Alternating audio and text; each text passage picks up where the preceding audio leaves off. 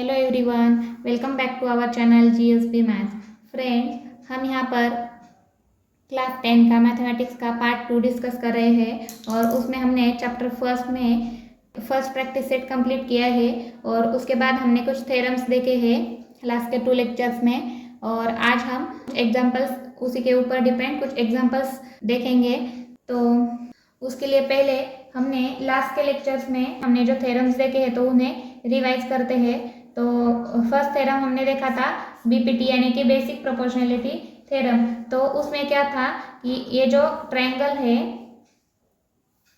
जो इस तरह का एक ट्रायंगल दिया गया हो और अगर एक लाइन है जो पैरेलल है, उस ट्रायंगल के एक साइड से एक पैरेलल लाइन है जो कि रिमेनिंग दो साइड्स में टच कर रही है या इंटरसेक्ट कर रही हो, तो हम क्या कहते हैं, अगर इस ट्रायंगल को अगर हम नाम दे ए बी सी और ये जो लाइन है तो इसे हम पी क्यू कहेंगे। तो बीपीटी में क्या कहा गया है, in triangle A B C if segment P Q parallel to segment which A C, अगर ए सी को ये पैरेलल है देन क्या, then what, then A P divided by B P, यानी ये जो दो साइड पे इंटरसेक्ट कर रही है ये पैरेलल लाइन, तो इन दोनों का जो रेशो है तो ये क्या होगा, प्रोपोर्शन होगा। तो ये क्या है, ए पी इक्वल होगा, तो A P by B P is equal to क्या आएगा, C Q by B Q. तो इस तरह से ये बीपीटी में हमें दिया गया है। क्या है, अगर कोई लाइन है पैरेलल ट्रायंगल के एक साइड से, तो वो जो लाइन रिमेनिंग दो साइड्स को इंटरसेक्ट कर रही है तो वो दो साइड्स के जो रेशो होंगे तो वो क्या होंगे, इक्वल होंगे, ये बीपीटी में कहा है। और कॉन्वर्स पार्ट क्या था, कॉन्वर्स ऑफ बीपीटी। सेकंड हमने क्या देखा है, कॉन्वर्स ऑफ बीपीटी ये देखा है। तो कॉन्वर्स में क्या था, अगर रेशो इक्वल से, अगर इस तरह का एक ट्रायंगल है और अगर ये, इसे हम एस टी कहेंगे और ये पी क्यू आर, इस तरह का अगर एक ट्रायंगल दिया गया है तो बीपीटी में कॉन्वर्स ऑफ बीपीटी में क्या है, in triangle P Q R converse किस तरह से है, इफ यहाँ पे ये जो रेशो है तो ये पहले से ही इक्वल है P T by T R, तो इस तरह का ये जो रेशो है तो ये दिया गया है, इक्वल है, और हम क्या कहेंगे, then S T segment S T ये जो है तो ये क्या है, पैरेलल है क्यू आर को। तो ये क्या है, कॉन्वर्स पार्ट है बीपीटी का। और थर्ड हम क्या देखा है, ट्रायंगल में जो एंगल बाइसेक्टर की प्रॉपर्टी है तो उसे देखा था थर्ड हमने। तो उसमें क्या था, इस तरह से एक ट्रायंगल दिया गया था और अगर ये एंगल बाइसेक्टर है इस एंगल बी का, अगर इसे ए बी सी नाम दे और ये एंगल बी का ये जो एंगल बाइसेक्टर है तो वो यहाँ पे उसके अपोजिट साइड पर यहाँ पे पॉइंट डी में ये इंटरसेक्ट कर रहा है, तो हम क्या कह सकते हैं, in triangle A B C B D क्या है, यहाँ पे ये बी डी जो है तो ये क्या है, बी डी क्या है, एंगल बाइसेक्टर है, एंगल बाइसेक्टर ऑफ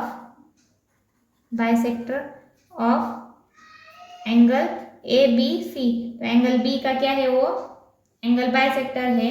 तो क्या कह सकते हैं हम, देन अगर बी डी क्या है, एंगल बाइसेक्टर है एंगल बी का, तो हम क्या कह सकते हैं, A B by B C किसके इक्वल होगी, A D by D C के इक्वल होगी, ए डी बाय डी सी।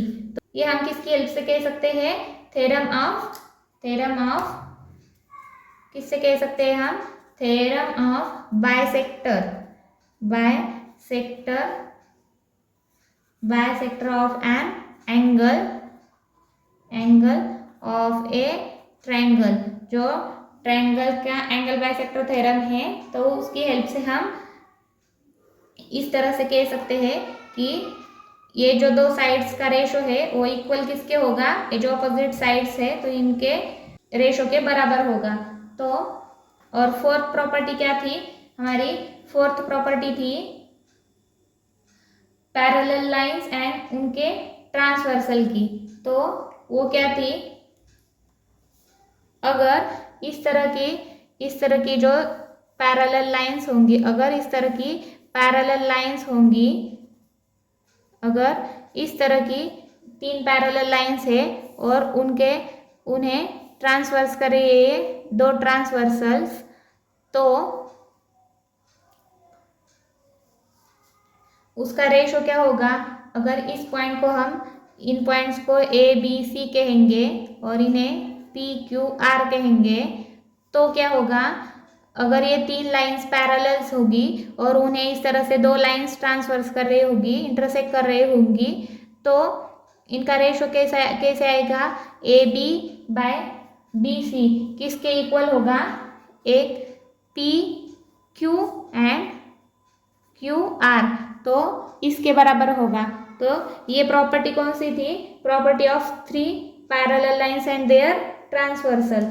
ये इस प्रॉपर्टी का नाम क्या था, ये कौन सी प्रॉपर्टी है, property of 3 parallel lines and their transversal तो इस तरह से हमने ये 4 प्रॉपर्टीज देखी है जो कि थ्योरम्स थे। तो लास्ट के 2 लेक्चर्स में हमने ये प्रूव किए हैं। तो इसके आगे हम आज स्टार्ट करते हैं, तो कुछ एग्जांपल्स देखते हैं। सो फर्स्ट एग्जांपल है यहाँ पे, in triangle A B C D E parallel to B C, if DB is equal to 5.4 centimeter, AD equal to 1.8 centimeter and EC equal to 7.2 centimeter, then find AE। तो हमें 3 sides के जो value है तो वो दी गई है, length दी गई है, और हमें 4th साइड जो है AE, तो उसकी लेंथ हमें फाइंड करनी है। तो let's solve this question. Solution देखते हैं। यहाँ पे सॉल्यूशन है, तो यहाँ पे क्या दिया गया है, in triangle A B C, ये D E parallel to B C, ये दिया गया है। और क्या दिया गया है हमें, D B equal to 5.4 centimetre, AD equal to 1.8 centimeter and EC equal to 7.2 centimetre.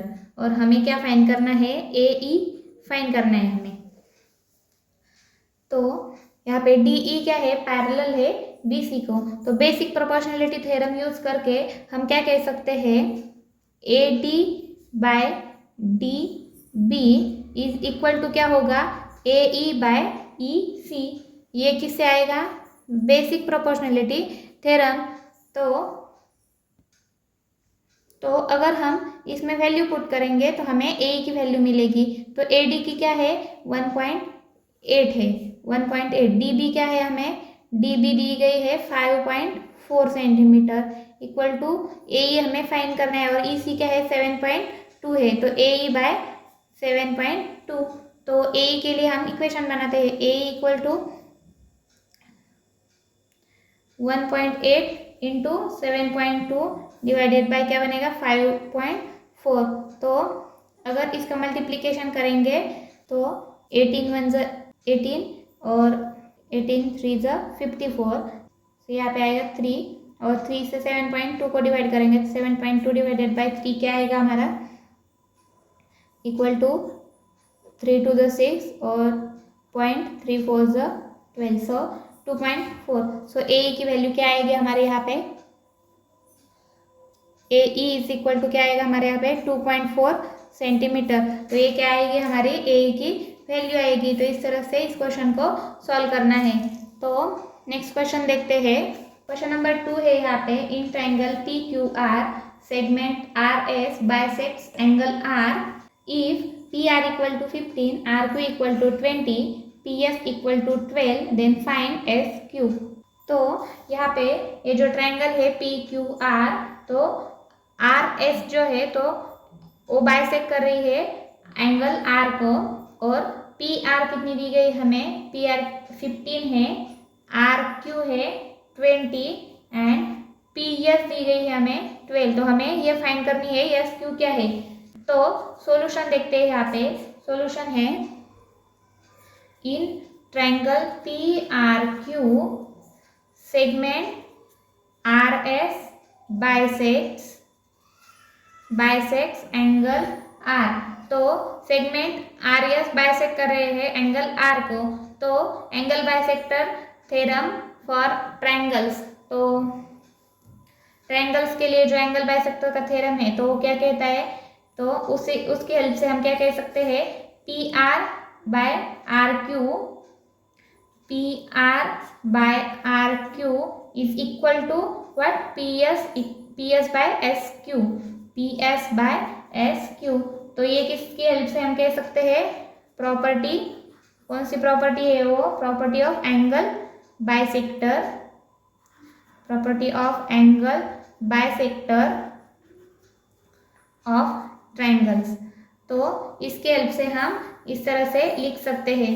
तो अगर इसमें हम एक वैल्यू पुट करेंगे तो हमें किसकी वैल्यू मिलेगी, एस क्यू की वैल्यू मिलेगी हमें। तो पी आर कितनी दी गई हमें, पी आर दी गई है 15 और आर क्यू कितनी है 20 डिवाइडेड बाय 20, पी एस कितनी है 12 है, और हमें एस क्यू क्या है फाइंड करनी है। तो S Q is equal to क्या बनेगा, 12 into 20 divided by 50 is equal to क्या आएगा, 5 3 ज़ा 15, 5 4 ज़ा 20, सो 3 1 ज़ा 3, 3 4 ज़ा 12, so 4 into 4 is equal to what, 16।